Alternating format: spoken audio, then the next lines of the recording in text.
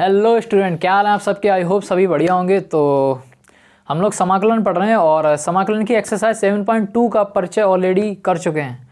तो आज हम 7.2 को सॉल्व करेंगे, इसका एक एक सवाल लगाएंगे। और तो जो पिछला वीडियो था ना, उसमें हमने समाकलन करने की प्रतिस्थापन विधि सीखी थी, कुछ फार्मूले भी ड्राइव किए थे, जैसे tan x का समाकलन क्या होता है, cot x का, sec x का, cos x का, ये सब फार्मूले एक्सप्लेन किए थे, बहुत अच्छे से समझे थे कि आखिर ये फार्मूले आए कैसे हैं। तो अगर आपको प्रतिस्थापन विधि आती है तो आप इसको देख सकते हैं, अदरवाइज अगर नहीं आती है तो आप पिछला वीडियो देख लेना, है ना। तो चलिए आज एक्सरसाइज 7.2 को स्टार्ट करते हैं। उसमें देखो पहला सवाल क्या है, आपको समाकलन करने हैं। तो पहला सवाल देखो क्या है, पहला सवाल है आपको समाकलन करना है 2x upon 1 plus x square का।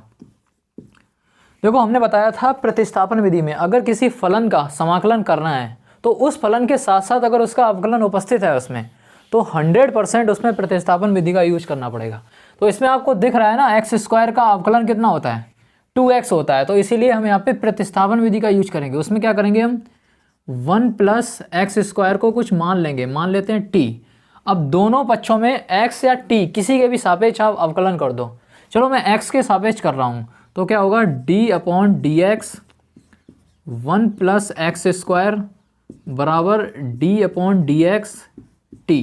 एक्स के सापेक्ष दोनों पक्षों में अवकलन कर दिया। अब देखो जरा, 1 का तो 0 हो जाएगा, एक्स स्क्वायर का हो जाएगा 2x बराबर t का हो जाएगा dt अपॉन डी एक्स।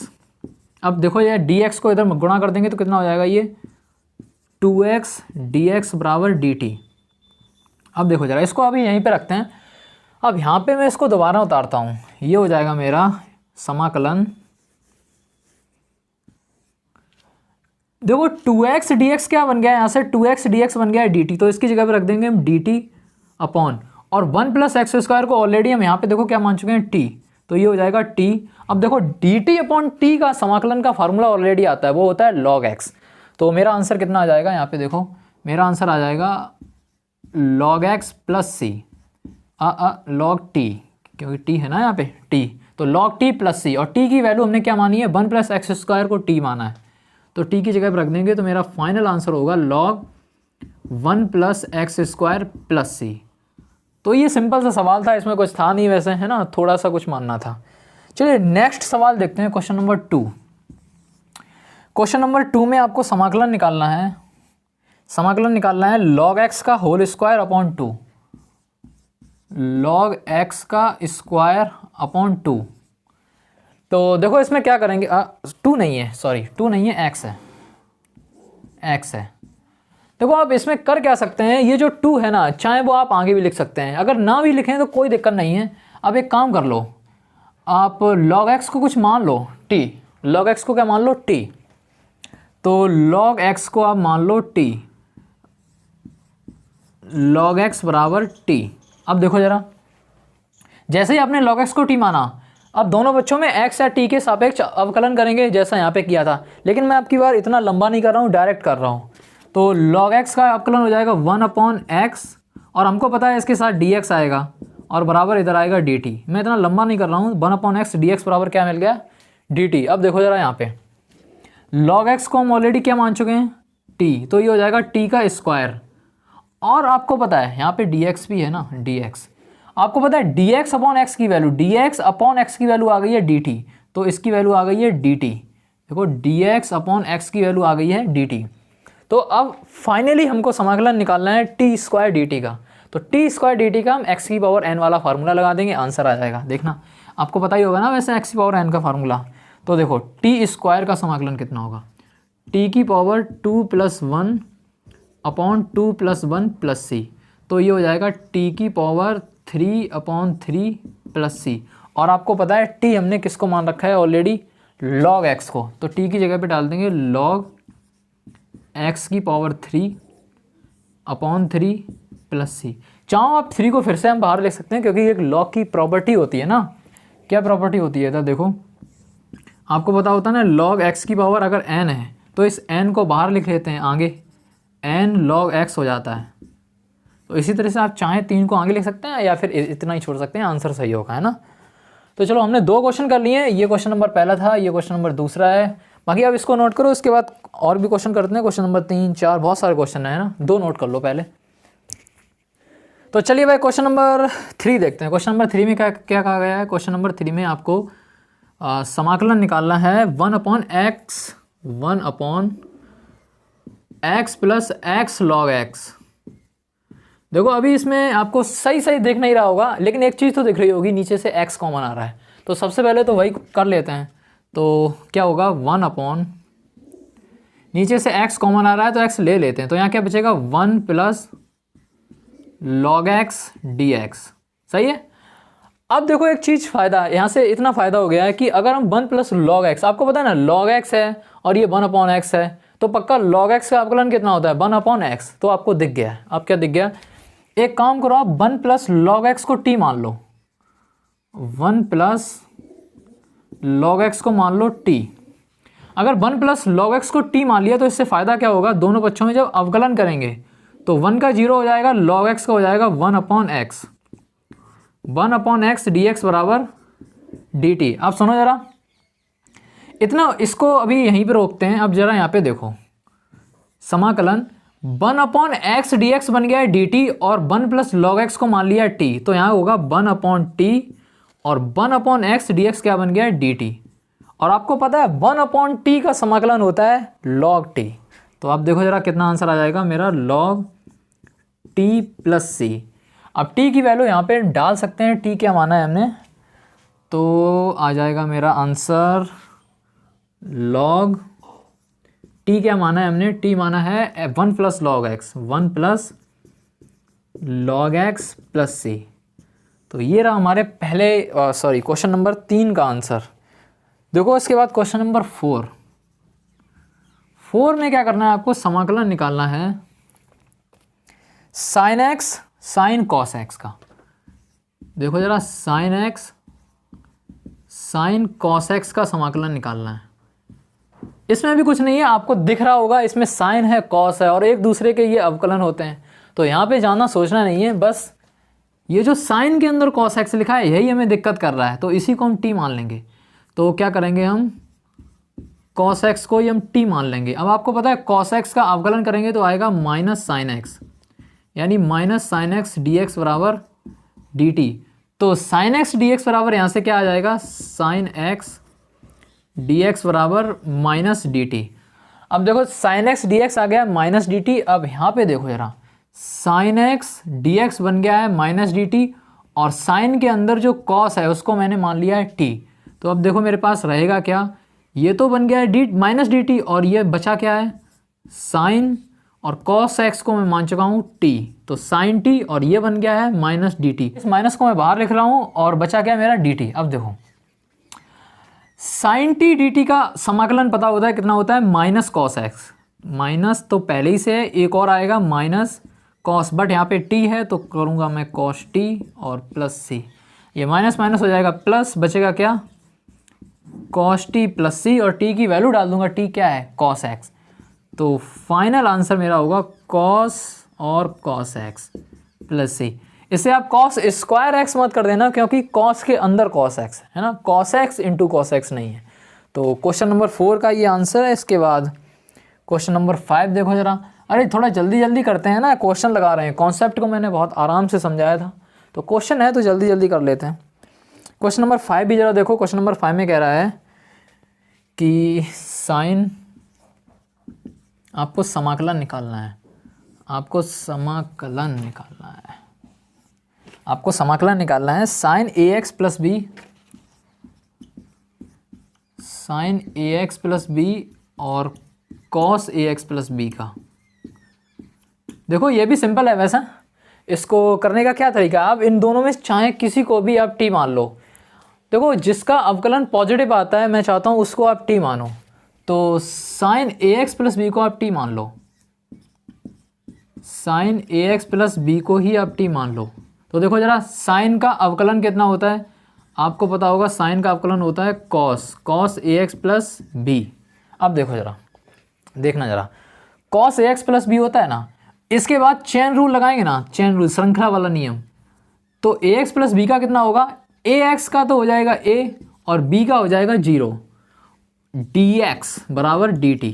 अब देखो जरा, cos ax plus B D X, इस a को उधर पहुंचा दो तो देखो cos ax plus B D X बराबर कितना हो जाएगा 1/a dt, है ना।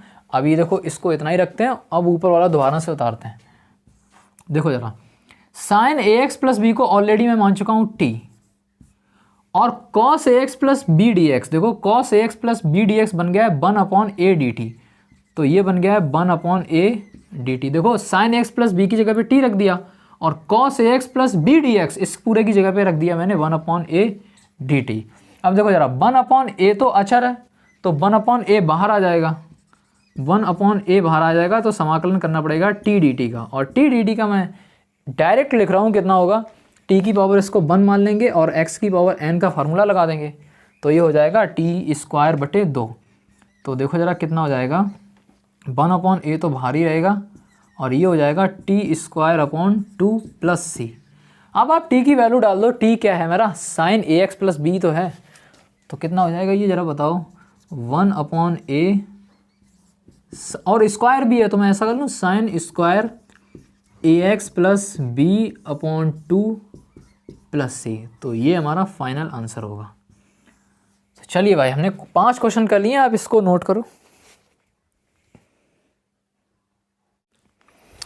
तो चलिए क्वेश्चन नंबर 6 देखते हैं। क्वेश्चन नंबर 6 में आपसे कह रहा है कि समाकलन करना है, आपको समाकलन करना है under root ax plus B का।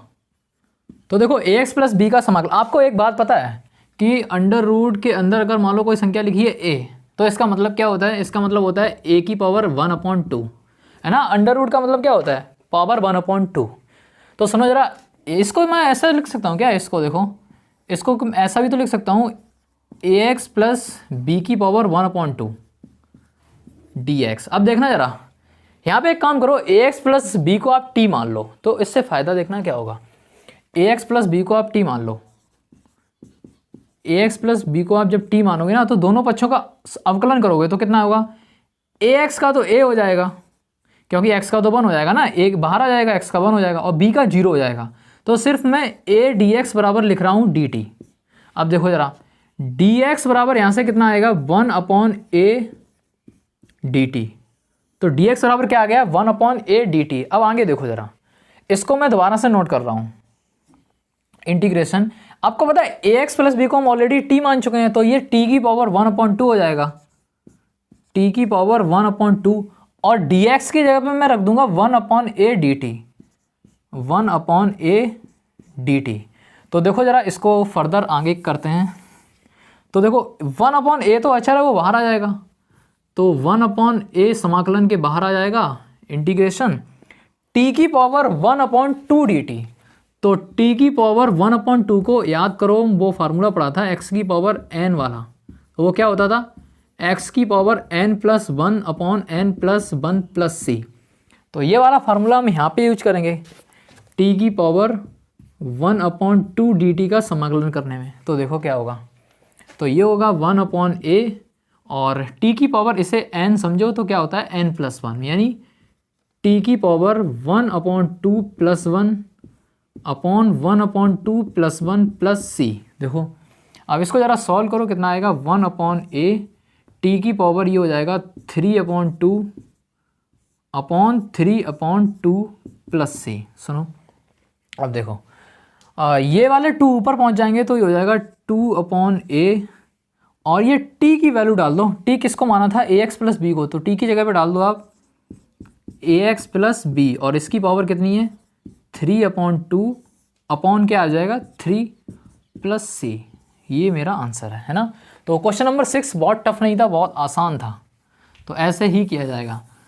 लेकिन इस क्वेश्चन से पहले मैं आपको एक चीज़ बताना चाह रहा था कि याद करो, जब हम समाकलन करते थे इस टाइप के समाकलन, जैसे 2x प्लस 1 की पावर 3 का, तो 2x प्लस 1 की पावर 3 का समाकलन कैसा होता था, हमने बोला ना x की पावर n का अगर समाकलन करना है तो आपको फार्मूला पता है, लेकिन अगर x की जगह पे आपको कोई रैखिक बहुपद आता है तो समाकलन करते x की पावर n जैसे ही है, सिर्फ x का गुणांक को हम भाग में ले आते हैं। तो इसका समाकलन अगर करेंगे तो कितना होगा, 2x प्लस 1 की पावर 3+1/3+1, यहाँ तक तो इतना ही होगा, बट अंतर ये होगा ना, x का गुणांक जो होगा उसको मैं भाग में ले आऊँगा प्लस c, ऐसा ही तो करते थे। लेकिन उस टाइम हमने इसका लॉजिक नहीं समझा था, है ना, रीजन नहीं जानते थे कि कैसे ऐसा कर तो देते हैं बट क्यों करते हैं। तो अभी हम इसको समझ सकते हैं, क्योंकि उस टाइम इसलिए नहीं समझा था क्योंकि हमने समाकलन करने की प्रतिस्थापन विधि नहीं सीखी थी। अब प्रतिस्थापन विधि सीख चुके हैं तो अब समझ सकते हैं ना। तो देखो करना क्या होगा, इसका जो 1/2 लिखने का जो रीजन होता है वो देखें। 2x + 1 को यहाँ पे आप t मान लो, ये मैं हटा दे रहा हूँ, मैं डायरेक्ट कर रहा हूँ अब कि इस सवाल को मान लो, ये एक एग्जाम्पल तरह नोट कर लेना। आप 2x + 1 को t मान लो। अब देखो 2x + 1 को जैसे आपने t मान लिया है, दोनों पक्षों का अवकलन करेंगे, कितना हो जाएगा 2 और x का हो जाएगा 1 और 1 का तो 0 ही हो जाएगा, इंटू dx बराबर dt। तो 2dx बराबर आ गया dt, तो dx बराबर यहाँ से आएगा 1/2 dt। अब देखो 2x + 1 की जगह पे आप t रख दो और इसकी पावर कर दो 3 और dx की जगह पे क्या रख दो 1/2 dt, तो dx की जगह पे आप रख दो 1/2 dt। ये 1/2 तो अच्छा है, वो बाहर आ जाएगा, तो 1/2 बाहर आ जाएगा, इंटीग्रेशन करना पड़ेगा सिर्फ t³ dt का।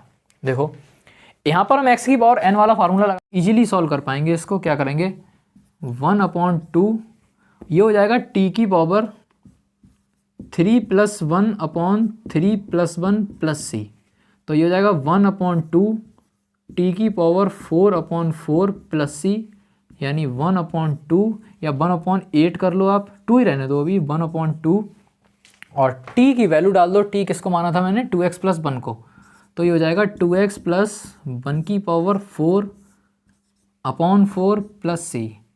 देखो अब आपको लॉजिक समझ में आ गया होगा इस 1/2 का, है ना, इसीलिए हम इस टाइप के सवालों में x का गुणांक को भाग में लिखते हैं, है ना, समझ में आ गया होगा आपको। अब चलो क्वेश्चन नंबर 7 करते हैं, आप इसको नोट कर लो अच्छे से।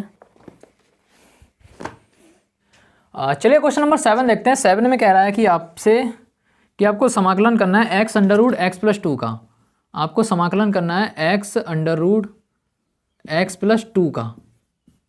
तो देखो x√x + 2 का समाकलन करना है, तो इस सवाल में आपको करना क्या होगा, इसमें आप x + 2 की पावर 1/2 लिख तो सकते हैं बट लिखना नहीं यहाँ पे। आप एक काम करो, x + 2 को t मान लो, x + 2 को t मान लो। ऐसे सवाल याद रखना कैसे किए जाते हैं। x + 2 का मान लो t, x + 2 को मान लेते हैं t। अब यहाँ से x का मान निकाल लो, तो x बराबर कितना आएगा यहाँ से t-2। तो ये जो चीज़ लिखी है ना, इसका आगे यूज करेंगे हम, तो इसलिए इसको आप समीकरण 1 डाल दो, या फिर मत डालो लेकिन आगे यूज करेंगे। अब यहाँ पे एक काम करो, इस स्टेप को उठाओ और दोनों पक्षों में अवकलन कर दो, तो x का 1 हो जाएगा और 2 का तो 0 हो जाएगा, यानी 1 × dx बराबर आ जाएगा dt, या dx बराबर कितना बोलूँ मैं dt। तो सुनो अब इस स्टेप को उतारते हैं। इस स्टेप में देखना जरा, इस स्टेप में देखो जरा, x का मान यहाँ से रख दो, x का मान कितना रख दो t-2, और आपको पता है x + 2 को ऑलरेडी क्या मान चुके हैं हम, t मान चुके हैं, तो ये हो जाएगा √t और dx बराबर यहाँ से कितना हो गया dt। तो सभी पद हमको t में नज़र आने लगे। अब यहाँ से सिंपल कर सकते हैं इसको, देखना कैसे। ये तो मेरा हो गया समाकलन। अब इस t को t⁴ 1/2 लिख सकते हैं आराम से, ये t-2 तो लिखे रहने दो, अभी t-2 लिखे रहने दो, और इसकी जगह पे लिख सकते हैं t⁴ 1/2 dt। अब आप एक काम करो, t⁴ 1/2 का अंदर गुणा कर दो, तो t⁴ 1/2 का अंदर गुणा करेंगे कितना आएगा, इंटीग्रेशन, ये t⁴ 1 आपको पता है इसकी पावर 1 है, तो t⁴ 1/2 into t⁴ 1 minus 2 into t⁴ 1/2 into dt। अब आगे क्या करना होगा, आगे देखो क्या करेंगे, आपको पता है ये t⁴ 1 है, तो ये गुणा हो रहा है और घातांक सेम, मतलब घातांक जुड़ जाएंगी, गुणा में घातांक जुड़ती हैं, तो कितना हो जाएगा ये इंटीग्रेशन समाकलन t⁴ 1/2 इंटू t⁴ 1, तो घातांक जुड़ जाएंगी, तो कितना हो जाएगा t⁴ 1/2 + 1 माइनस 2t⁴ 1/2 और dt। चाहो तो आप समाकलन बांट भी सकते हो, यहाँ से क्या हो जाएगा, ये हो जाएगा समाकलन t⁴ ये 1/2 प्लस 1 हो जाएगा 3/2 माइनस 2 बाहर निकाल लेंगे, इंटीग्रेशन टी की पावर 1/2 dt, यहाँ भी dt होगा माइनस। अब देखो जरा क्या होगा, x की पावर n वाला फार्मूला लगा देंगे तो कितना हो जाएगा, ये t की power 3/2 plus 1 upon 3/2 plus 1 minus 2, और यहाँ पे भी हम वही फार्मूला लगाएंगे तो t की power 1/2 plus 1 upon 1/2 plus 1 plus c। अब इसको सॉल्व करते हैं, देखो कितना आएगा, t की पावर ये हो जाएगा 5/2, यस 5/2 अपॉन 5/2 आएगा, इस 2 को ऊपर लिख देंगे क्योंकि जो नीचे वाला 2 होगा ना वो ऊपर पहुंच जाएगा अल्टीमेटली, माइनस ये देखो 2 और t की पावर ये हो जाएगा, कितना हो जाएगा 3/2 अपॉन ये भी नीचे 3/2 हो जाएगा, तो 3 जो अपॉन में 2 होगा वो ऊपर पहुंच जाएगा, तो ये 2 2 जा 4 हो जाएगा। तो यही हमारा फाइनल, अभी रुको t की वैल्यू भी तो डालनी है ना, तो t किसको माना था, x+2 को, तो आप t की जगह पे लिख लो x+2, 2 इंटू x+2 की पावर 5/2 अपॉन 5 माइनस 4/3 x+2 की पावर 3/2 प्लस c। तो ये हमारा फाइनल आंसर। टफ नहीं था, बस इसमें थोड़ा सा सोचना था यहाँ पे, जो x की वैल्यू निकालनी थी और यहाँ पे डालनी थी, है ना। तो चलिए क्वेश्चन 7 कर लिए हमने, उसके बाद क्वेश्चन नंबर 8 भी देख लो। अभी क्वेश्चन नंबर 8 में देखो क्या करना है, आपको समाकलन निकालना है x√1 + 2x² का। आपको समाकलन करना है x√1 + 2x² का। तो यहाँ पे आप वो काम मत करना, यहाँ पे तो दिख ही रहा है ना 1 + 2x² को t मान लो, काम चल जाएगा। यहाँ पे देखो 1 + 2x² को t मान लो, यहाँ पे x की वैल्यू निकालने की जरूरत नहीं है, जैसे यहाँ पे थी ना वहाँ पे जरूरत नहीं है, क्योंकि इसका अवकलन करेंगे तो ये मुझको मिल जाएगा, क्योंकि इसका अवकलन ही ये लिखा है। देखो कैसे, 1 का तो 0 हो जाएगा, लेकिन इसका हो जाएगा 4x, कितना हो जाएगा 4x dx बराबर dt। अब आपको पता है x, ये 4 है ना, उसको उधर पहुंचा दो तो कितना हो जाएगा x dx बराबर 1/4 dt। तो देखो x dx का मान पता चल गया 1/4 dt, और इसको तो मैंने t मान लिया, अब ये सिंपल हो गया। तो आपको इंटीग्रेशन करना किसका है, √1 + 2x² को t मान लिया है, तो यानी √t, और x dx बन गया है dt। अब √t को हम क्या लिख सकते हैं, t की पावर 1/2, तो इसको लिख सकते हैं हम t की पावर 1/2 dt। अब t की पावर 1/2 का हमें फार्मूला ही पता होता है x की पावर n वाला, तो उसके हेल्प से ये कर देंगे, कितना हो जाएगा t की पावर 1/2 + 1 अपॉन 1/2 + 1 और प्लस c। तो t का मान रख देंगे, तो t का मान कितना है, t किसको माना है हमने 1 + 2x² को। तो पहले तो इसको और हल करते हैं, तो कितना होगा t की पावर 3/2, ये होगा t की पावर 3/2 अपॉन 3/2 आएगा, मैं उसको ऊपर कर दे रहा हूँ 2 और प्लस c, तो ये हो जाएगा 2/3, और t किसको माना है 1 + 2x² को, तो t की जगह पर रख देंगे 1 + 2x² और इसकी पावर है 3/2 प्लस c। तो ये हमारा फाइनल आंसर है। तो चलो भाई क्वेश्चन 8 कर लिए, उसके बाद और करते हैं, पहले आप इसको नोट कर लो। तो चलिए भाई क्वेश्चन नंबर 9 देखते हैं। क्वेश्चन नंबर 9 में कह रहा है कि आपको समाकलन करना है, आपको समाकलन करना है 4x + 2 का, समाकलन करना है 4x + 2 और बाद में लिखा है √x² + x + 1, x² + x + 1 का। तो इसमें भी ज़्यादा सोचने की ज़रूरत नहीं है, एक काम कर सकते हो यार, यहाँ से ना 2 कॉमन आ जाएंगे, तो यहाँ से पहले 2 कॉमन ले लो, तो 2 कॉमन ले लो तो 2 बाहर लिख लो। अब कितना हो जाएगा ये 2x + 1 √x² + x + 1 dx। अब थोड़ा अच्छा लग रहा है ना। अब देखो आप एक काम करो, x² + x + 1 को t मान लो तो हो जाएगा। अब तो सिंपल ही है, क्या करो आप x² + x + 1 को मान लो t, तो इसका अवकलन कर दो, तो x² का हो जाएगा 2x + x का हो जाएगा 1 और 1 का हो जाएगा 0, यानी 2x + 1 dx बराबर कितना हो जाएगा dt।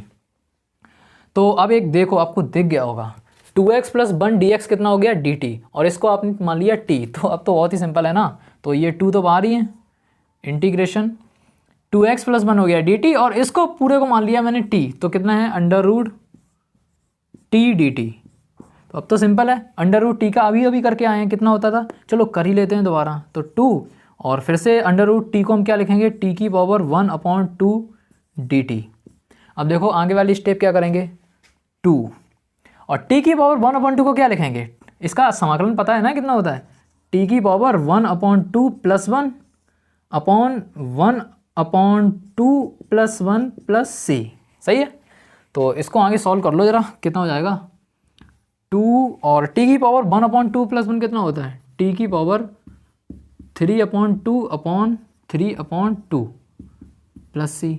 अब ये 2 जो है ना वो ऊपर पहुंच जाएंगे तो कितना हो जाएगा, ये हो जाएगा 4/3 और t की वैल्यू आप डाल दो, t किसको माना था, x² + x + 1 को, तो ये हो जाएगा x² + x + 1 की पावर 3/2 + c।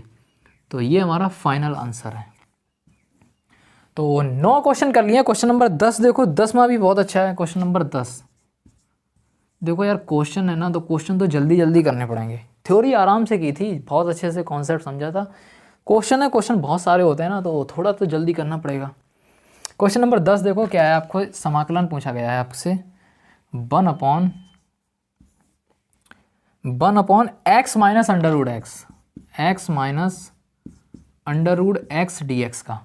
तो मेरे ख्याल से ये भी आसान है। इसमें क्या करना पड़ेगा, आप एक काम कर लो, आप यहाँ से √x को बाहर ले लो, आप यहाँ से √x को बाहर ले लो। तो एक काम करो, कितना हो जाएगा ये 1/√x कॉमन ले लो। तो देखो यहाँ क्या बचेगा, यहाँ बचेगा √x। क्यों, क्योंकि x को हम क्या लिख सकते हैं, x को हम लिख सकते हैं √x × √x। तो x की जगह पे क्या लिखा है, ऐसा मान लो कि √x × √x लिखा है। तो यहाँ से √x कॉमन आ जाएगा, तो यहाँ क्या बचेगा, 1 √x बचेगा माइनस यहाँ बचेगा 1 × dx, क्योंकि √x तो कॉमन चला गया। अब देखो जरा, अब आप यहाँ एक काम करो, √x - 1 को t मान लो।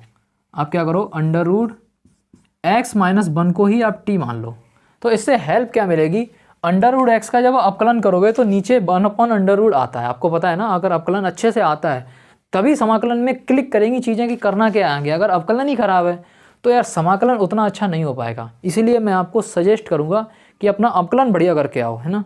तो अगर अच्छा है तो कोई दिक्कत नहीं है, समझ में आ जाएगा। वैसे देखो, √x - 1 को हमने t मान लिया है, तो इसका अवकलन करेंगे तो कितना हो, अच्छा √x का कितना होता है अवकलन, √x का आप दिखा दो ना कब करके भाई, √x का कितना होता है। √x को हम लिख सकते हैं x की पावर 1/2 - 1 बराबर t। सही है, इसको मैं करके ही दिखा दे रहा हूँ। तो देखो इसका अवकलन कितना होगा, 1/2 आगे आएगा, 1/2 आगे आएगा, या फिर मैं बहुत अच्छे से डिटेल में ही कर रहा हूँ। देखो दोनों पक्षों में x के सापेक्ष अवकलन करने पर, दोनों पक्षों में x के सापेक्ष अवकलन करने पर, अब देखो यार इतना ज़्यादा डिटेल में कौन कर सकता है। मतलब इतने डिटेल में करने के बाद भी अगर समझ नहीं आ रहा है तो यार दिक्कत है इसमें, मतलब आपका अवकलन बेकार है। तो देखो क्या होगा, d/dx इसका किया, तो बताओ जरा x की पावर 1/2 में क्या होगा, 1/2 आगे आएगा और एक घात कम होगी ना, x की पावर 1/2 - 1, और आपको पता है 1 का कितना हो जाएगा 0। तो आगे से हमें लेना देना है नहीं कुछ, बराबर इसका कितना हो जाएगा, इसका हो जाएगा dt/dx। अब आगे देखो, इसे थोड़ा सॉल्व कर लो, कितना होगा 1/2 x की पावर, ये 1/2 में से 1 गया तो -1/2 आएगा ना, x की पावर -1/2 बराबर dt/dx। अब इसको हम ऐसा भी तो लिख सकते हैं, इसको नीचे ले जाओगे घात प्लस की हो जाएगी, तो 1/2 ये हो जाएगा 1/x की पावर प्लस के 1/2 बराबर dt/dx। अब आगे देखो, ये जो x की पावर 1/2 लिखा है इसको फिर से हम √x तो लिख ही सकते हैं ना। आप एक काम करो, इस 2 को उधर भी पहुंचा दो, तो ये क्या हो गया 1/√x और इस dx का इधर गुणा कर दो, तो ये dx बराबर इस 2 को उधर पहुंचाएंगे कितना हो जाएगा 2 dt। तो देखो भाई, अगर मैंने इसको t माना है और इसका दोनों पक्षों में अवकलन किया है x के सापेक्ष, तो मुझे मिला है 1/√x dx बराबर 2 dt। अब एक काम करो, देखो यहाँ पे आपको दिख गया होगा, देखो यहाँ पे देखो, यहाँ पे 1/√x dx की जगह पे क्या आ गया है 2 dt और इसको मान लिया है t। तो अब तो क्लिक कर गया होगा ना भाई, अब तो बहुत सिंपल है। अब क्या देखो आगे, यहाँ पे देखो देखो क्या करेंगे, हाँ यही देखो, एक मिनट पहले आप नोट कर लो, है ना, पता नहीं जगह होगी या नहीं होगी। चलो यहाँ पे देख लो, एक स्टेप देख लो क्या होगा। इंटीग्रेशन 1/√x dx हो गया मेरा dt, और इसको मान लिया t, तो कितना चाहिए 1/t dt। और 1/t का कितना होता है, 1/t का बताओ जरा, log t कितना होता है, log t प्लस c। और पता है log t की जगह पे डाल दो, t किसको माना है, √x - 1 को। तो बस मेरा फाइनल आंसर देखो क्या होगा, फाइनल आंसर होगा मेरा log √x - 1 प्लस c। इतना सिंपल आंसर था, उतना मतलब इसमें ज़्यादा कुछ सोचना नहीं था, सिर्फ पहली थिंकिंग ये थी कि हमको √x कॉमन लेना है यहाँ से। उसके बाद तो सिंपल था, है ना, फिर तो अवकलन की ज़रूरत थी, और अवकलन आई होप आपको आता होगा। तो क्वेश्चन 10 कर लिए, 10 नोट कर लो, उसके बाद और करते हैं। चलो भाई क्वेश्चन नंबर 11 देखो। क्वेश्चन नंबर 11 में क्या कह रहा है कि आपको समाकलन करना है x अपॉन √x + 4 का। देखो कुछ लोगों के माइंड में ये क्लिक नहीं किया होगा कि आखिर करना क्या है। कुछ लोग सिर्फ x + 4 को t मान लेंगे, फिर उन्हें समझ नहीं आएगा ऊपर वाला x कहाँ जाएगा। तो देखो ऐसा सवाल एक ऑलरेडी कर चुके हैं, तो इसमें क्या करना पड़ेगा, मान लो x + 4 को आराम से t मानो, तो क्या कर दो आप, x + 4 को मान लो t। तो लेकिन एक काम और यहीं से कर लो कि आप x का मान भी निकाल लो, है ना। तो x का मान कितना होगा यहाँ से, t - 4। अब इस स्टेप का आप दोनों बच्चों में अवकलन कर दो, तो x का हो जाएगा 1 और 4 का 0 हो जाएगा 1 × dx = dt। या मैं ऐसा लिख दूँ, हाँ लिख दे रहा हूँ 1 × dx = dt, या मैं ऐसा बोलूँ dx = dt। ओके, अब देखो ज़रा, इसको मैं दोबारा उतार रहा हूँ, क्या होगा, x की जगह पे हम क्या रख सकता हूँ, t - 4 अपॉन, और x + 4 को मान लिया t, तो ये हो जाएगा √t, और ये dx की जगह पे क्या रख सकता हूँ मैं, dt। आई होप आप ये समझ पा रहे होंगे, है ना। अब देखो, अब इस t को मैं क्या लिख सकता हूँ, अच्छा ऐसा लिख सकता हूँ, आपने एक चीज़ पढ़ी होगी कि a + b/c लिखा है, तो मैं इसको लिख सकता हूँ a/c + b/c। ऐसा मैं लिख सकता हूँ क्योंकि इस c को मैं दोनों में अलग अलग बांट सकता हूँ। अब देखो ज़रा यहाँ पे सेम इसी चीज़ को मैं हम ऐसा भी तो कर सकता हूँ, अभी मैं इसको और ऐसा भी तो लिख सकता हूँ ना, t / √t - 4/√t dt। अब अगली स्टेप आपको समझ में आ रही होगी क्या करना है। देखो अगली स्टेप में क्या करना है कि इंटीग्रेशन, इस t को मैं 1/2 लिख सकता हूँ t की पावर, तो 1/2 ऊपर जाएगी तो कैसी हो जाएगी, माइनस की, तो ये है t की पावर 1 × t की पावर -1/2 और -4, और ये t की पावर ऊपर जाएगी तो कितनी हो जाएगी, t की पावर -1/2 × dt। अब देखो अगली स्टेप, ये t की पावर 1 है, ये t की पावर -1/2 है, तो आपको पता है गुणा में घातें जुड़ जाती हैं, तो ये कितना होगा, t की पावर 1 + -1/2, है ना। और साथ में मैं इसको बांट भी दे रहा हूँ समाकलन को अलग अलग, तो ये हो जाएगा dt माइनस इंटीग्रेशन 4, मैं अच्छा बाहर लिख रहा हूँ 4, तो ये हो जाएगा इंटीग्रेशन t की पावर -1/2 dt। देखो अब क्या करेंगे, अब इसको थोड़ा सॉल्व करो, कितना होगा, इसको सॉल्व करने पे आएगा t की पावर 1/2 dt -4 इंटीग्रेशन t की पावर -1/2 dt। अब अगली स्टेप, t की पावर 1/2 dt में हम x की पावर n वाला फार्मूला लगा देंगे और सॉल्व कर लेंगे। कितना हो जाएगा, ये हो जाएगा t की पावर 1/2 + 1 अपॉन 1/2 + 1 माइनस ये 4 तो बाहर होगा, ये कितना हो जाएगा, t की पावर -1/2 + 1 अपॉन -1/2 + 1, और बाद में हमारा c आ जाएगा, यहाँ पे भी c आएगा, यहाँ पे भी c आएगा, तो मैंने दोनों को एक साथ ही लिख दिया है c, क्योंकि कांस्टेंट में कांस्टेंट जोड़ोगे आएगा तो कांस्टेंट ही। तो ये कितना हो जाएगा, t की पावर, ये हो जाएगा 3/2 अपॉन, नीचे भी 3/2 आएगा, उस 2 को मैं यहाँ लिख दे रहा हूँ क्योंकि अल्टीमेटली 2 ऊपर पहुँच जाएगा। और ऐसे ही यहाँ पे क्या होगा, 4 × t की पावर, ये कितना हो जाएगा, -1/2 + 1, ये तो +1/2 हो जाएगा, सॉल्व कर लो भाई, ये कितना हो जाएगा, ये भी +1/2 हो जाएगा, तो 1/2 आएगा, उसको मैं ऊपर लिख ले रहा हूँ, और +c। अब देखो, अब कुछ नहीं है, t की वैल्यू डाल दो, सिंपल।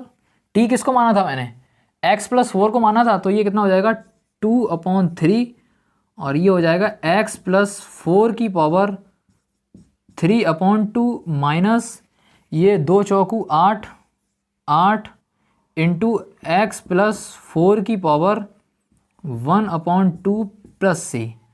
तो ये हमारा फाइनल आंसर है। तो क्वेश्चन नंबर 11वां भी आसान था, 11वें में कुछ नहीं करना था, बस x + 4 को मैंने t मान लिया और x का मान t - 4 कर लिया। ऐसे सवालों को देख लो करते कैसे हैं, क्योंकि इस केस में हमको x को कुछ मानना पड़ता है, मतलब इस चीज़ को तो कुछ मानना ही पड़ता है, बट x का मान भी साथ में निकालना पड़ता है। सही है, तो क्वेश्चन 11 कर लिए। उसके बाद चलो 12वां देखते हैं, 12वें में क्या कह रहा है। क्वेश्चन नंबर 12, देखो जरा, क्वेश्चन नंबर 12वें में कह रहा है आपको समाकलन निकालना है x³ - 1 की पावर 1/3। देखो जरा, x³ - 1 की पावर 1/3 और साथ में है x की पावर 5 इंटू dx। इसका समाकलन निकालना है, तो दिमाग लगाओ इसमें करना क्या है। आप अगर इसको t मानोगे, क्योंकि यही दिक्कत कर रहा है, तो अब जब आप इसको t मानोगे तो आपके पास x² आएगा। देखो जरा, एक काम करो आप x³ - 1 को t मान लो। वैसे समझ में ही आ जाएगा किसको t मानना है, क्योंकि इसकी पावर 1/3 तो खोल ही नहीं पाओगे ना, टफ होगा, तो पक्का इसी को कुछ मानना पड़ेगा, क्योंकि यही दिक्कत कर रहा है। तो x³ - 1 को जब t मान लेंगे, इससे पहले एक काम करते हैं कि इसको ऐसा लिख लेते हैं, ढंग से लिख लेते हैं, x³ - 1 की पावर 1/3। इस चीज़ को मैं ऐसे लिख ले रहा हूँ, x की पावर 5 को ऐसे लिख रहा हूँ x³ इंटू x² dx। अभी भी घातें जोड़ोगे तो आएगा 5 ही, थोड़ा मतलब तोड़ के लिख लिया। इससे फ़ायदा क्या होगा, इससे फ़ायदा देखना जरा क्या होगा। इससे फ़ायदा होगा कि अगली स्टेप में जब आप x³ - 1 को t मानोगे और दोनों पक्षों का अवकलन करोगे, तो इसका कितना हो जाएगा, इसका हो जाएगा 3x², 1 का तो 0 हो जाएगा, यानी 3x² dx बराबर dt। या मैं ऐसा बोलूँ x² dx बराबर dt। लेकिन एक काम यहाँ से आप एक कर लो कि यहाँ से x³ का मान निकाल लो। x³ का मान कितना आएगा, t + 1। अगली स्टेप एक काम कर लो आप, x³ बराबर t + 1 आएगा, क्योंकि इसकी ज़रूरत पड़ेगी यहाँ पे। अब देखो ज़रा क्या करना पड़ेगा। अगली स्टेप है आपको, x³ - 1 को हम मान चुके हैं t, तो ये हो जाएगा t की पावर 1/3, और x³ का मान यहाँ से रख दो, कितना हो जाएगा t की पावर t + 1, और x² dx कितना बन गया है dt, तो इसकी जगह पर रख दो dt। अब हो गया है सवाल इजी। अब कुछ नहीं करना है, t की पावर 1/3 का अंदर गुणा कर देना है और बाद में x की पावर n का फार्मूला लगा के आंसर देखो क्या होगा। ये हो जाएगा, अंदर गुणा करो यार, कितना हो जाएगा t की पावर 1/3 और ये t की पावर 1, जरा जोड़ के डायरेक्ट कर दूं मैं, तो ये हो जाएगा t की पावर 4/3 प्लस t की पावर 1/3, अंदर कुछ नहीं, गुणा कर दिया बस, और dt। अब देखो, अब दोनों में x की पावर n का फार्मूला लगा दो, आंसर देखो। पहले आप इतना नोट कर लो, है ना, क्या पता उधर दिख रहा होगा या नहीं दिख रहा होगा, डाउट है इस पर। इतना नोट कर लो, उसके बाद कुछ नहीं है, x की पावर n का फार्मूला लगाना है और आंसर आ जाएगा। ठीक है, करो इतना। 3 का समाकलन कितना हो जाएगा, ये हो जाएगा t की पावर 4/3 + 1/4/3 + 1, और साथ में t की पावर 1/3 का कितना हो जाएगा, t की पावर 1/3 + 1/1/3 + 1 और प्लस c। तो इसको ज़रा सॉल्व कर लो, कितना हो जाएगा, ये t की पावर हो जाएगा ये 3 और 4 7, मतलब 7/3/7, जो बटे में 3 होगा वो उसको ऊपर पहुंचा देंगे, प्लस अब यहाँ पे कितना हो जाएगा, ये हो जाएगा t की पावर 4/3 नीचे भी हो जाएगा 4, जो /3 होगा उसको ऊपर पहुँच जाते, तो ये हो जाएगा इतना। ठीक है, प्लस c। अब देखो क्या होगा, t का मान रख देंगे। t का मान कितना क्या है, यहाँ पे देखो क्या है t का मान, t किसको माना था ना, इसको x³ - 1 को t माना था, तो t की जगह पे कितना रख देंगे, x³ - 1, तो ये हो जाएगा 3/7 x³ - 1 की power 7/3 plus 3/4 x Q minus 1 की पावर 4/3 प्लस सी। तो ये हमारा फाइनल आंसर है ना। तो इसको नोट कर लो। उसके बाद क्वेश्चन नंबर, ये क्वेश्चन नंबर 12 था ना, 12 के बाद 13वां करते हैं, करो। चलो देखो क्वेश्चन नंबर 13वें में क्या कह रहा है। क्वेश्चन नंबर 13वें में कह रहा है कि x² प्लस 3x³ आपको समाकलन करना है, x² प्लस 3x³ के क्यूब का आपको इसका समाकलन करना है। इसके समाकलन में भी आपकी आंखों में चमक आ गई होगी जब भी आपने नीचे x³ देखा होगा, क्योंकि x³ का अवकलन करेंगे तो x² आ जाएगा, है ना। तो यार पता है एक बात कन्फर्म है, जब भी सवाल प्रतिस्थापन विधि से हल होगा वो दिख जाएगा, ऑलरेडी दिख जाएगा, है बोर्ड के लेवल को तो दिख ही जाएंगे। तो ये देखो इसमें क्या होगा, मैं 2 प्लस 3x³ को मान लूँगा t। अब दोनों पक्षों में अवकलन करूँगा तो 2 का 0 हो जाएगा, इसका कितना हो जाएगा 3 आगे आ जाएगा, तो ये हो जाएगा 9 और x² dx बराबर dt। तो x² dx बराबर यहाँ से कितना आएगा, x² dx बराबर आएगा 1/9 dt। तो देखो अब ऊपर क्या करते हैं, ऊपर x² dx बन गया है 1/9 dt, तो 1/9 तो बाहर आ जाएंगे, और dt को अभी लिखेंगे, इसको देखो लेकिन इससे पहले, तो ये होगा 1/, इसको मान लिया पूरे को t, तो ये हो जाएगा t का क्यूब, ये हो जाएगा t का क्यूब और रहेगा मेरा dt।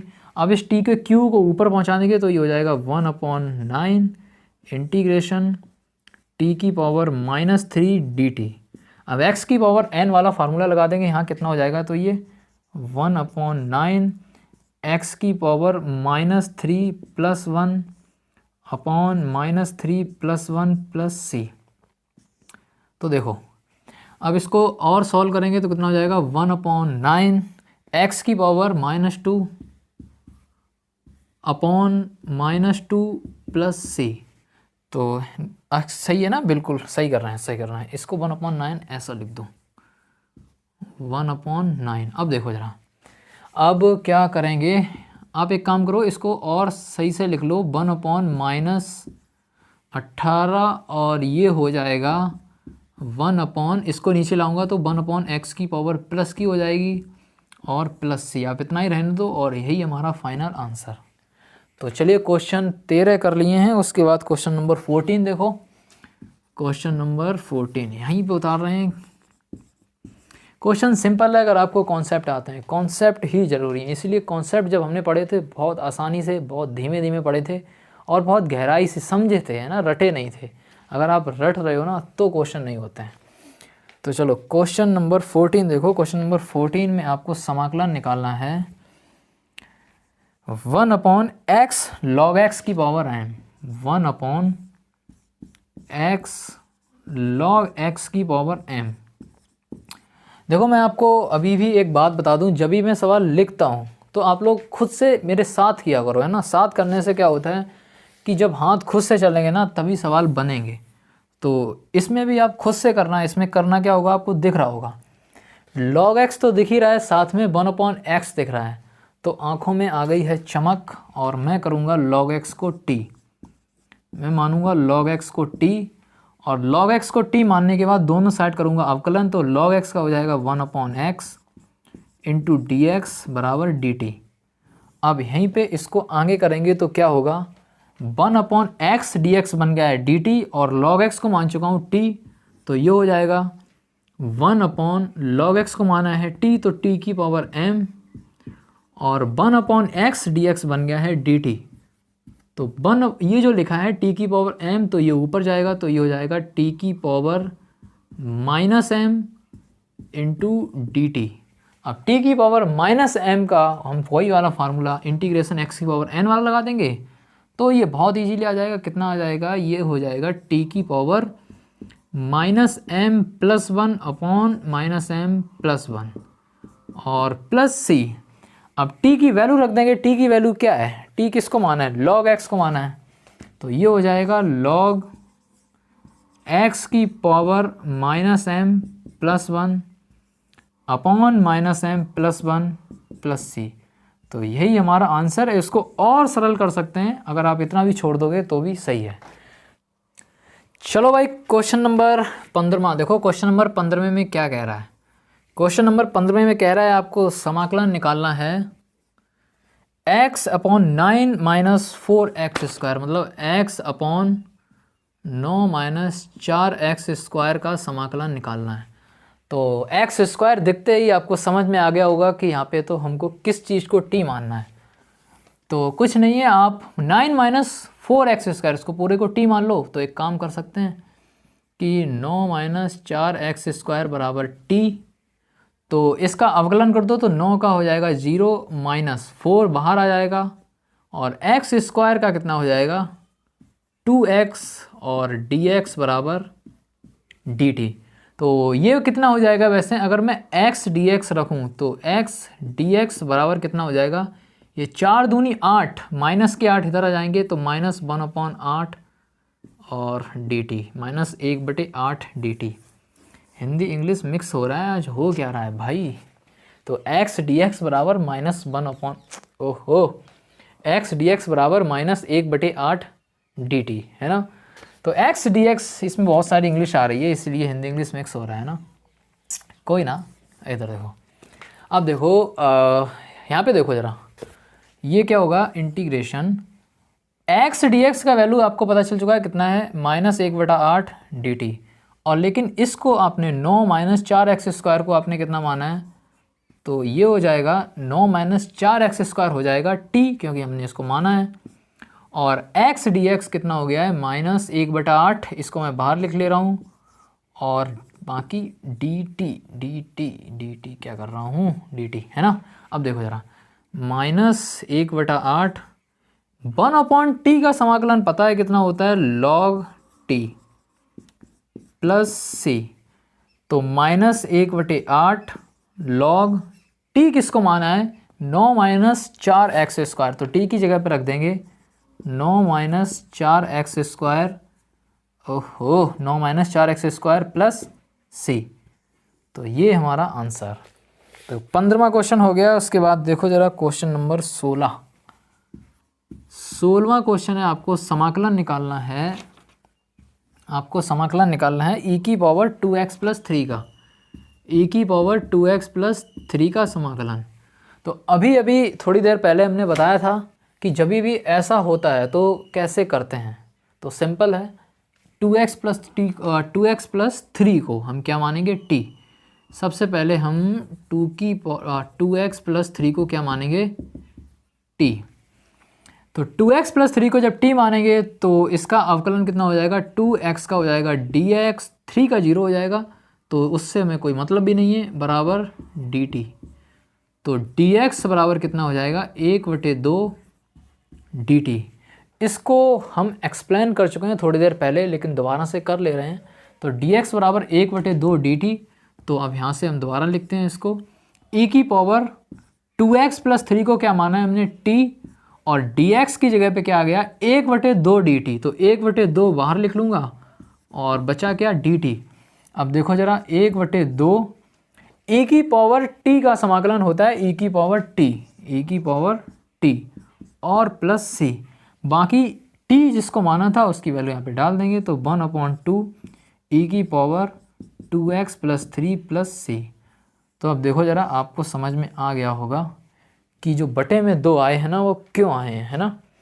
तो चलो 16 क्वेश्चन कर लिए हैं। उसके बाद क्वेश्चन नंबर 17वां भी देख लेते हैं। क्वेश्चन नंबर 17 यानी 17वां, उसमें आपको क्या करना है? समाकलन निकालना है x/e⁻x² का। देखो जरा, x/e⁻x² का, ये अच्छा क्वेश्चन लग रहा है। तो इसमें भी आपको दिख गया होगा, x² को अगर हम t मान लेते हैं तो काम बन जाएगा, है ना, बन जाएगा काम। ओके, तो आप x² को क्या मान लो? x² को मान लो आप t। तो यहाँ से क्या होगा, एक काम और कर सकते हैं, या फिर एक काम ऐसा कर लो, आप इस e⁻x² को आप ऊपर पहुँचा दो, तो ये क्या हो जाएगा? x e⁻−x² हो जाएगा, है ना, घात माइनस की हो जाएगी। अब यहाँ से ये अच्छा है, आप -x² को ही t मान लो। आप माइनस एक्स स्क्वायर को मान लो टी, तो इसका अवकलन करोगे तो कितना आएगा, माइनस तो पहले ही से है और एक्स स्क्वायर का हो जाएगा 2x dx बराबर dt। अब आप इस जो -2 है ना, -2 को उधर पहुंचा दो तो x dx बराबर हो जाएगा -1/2 dt। अब देखो ज़रा, अब यहाँ पे देखो ज़रा, इस जगह पे इंटीग्रेशन x dx बन गया है -1/2 dt, तो -1/2 बाहर और x dx की जगह पे मैं यहाँ लिखूँगा dt। इससे पहले e की पावर जो -x स्क्वायर है ना, इसको मैं क्या मान चुका हूँ t, तो ये हो जाएगा e की पावर t और x dx क्या है -1/2 dt, जिसमें -1/2 बाहर लिख लिया और बचा क्या dt। अब देखो e की पावर t dt का समाकलन पता होता है हमको कितना होता है, तो देखो जरा -1/2 तो बाहर ही है और e की पावर t का हो जाएगा e की पावर t, क्योंकि e की पावर x के समाकलन में कोई चेंज नहीं होता है, वो e की पावर x ही रहता है, और प्लस c। अब t जिसको माना है उसे रख दो, तो -1/2 e की पावर t माना है मैंने -x स्क्वायर को, तो ये हो जाएगा e की power -x square plus c। आप चाहें इसको और हल कर सकते हैं, तो कितना हो जाएगा ये -1/2, ये घात जब नीचे आएगी तो ये जाएगा 1/e की power x square plus c। तो ये रहा हमारे क्वेश्चन नंबर 17 का आंसर। क्वेश्चन 17 कर लिए हैं, बाकी का क्वेश्चन हम अगले वीडियो में करेंगे। तो आज के लिए इतना ही।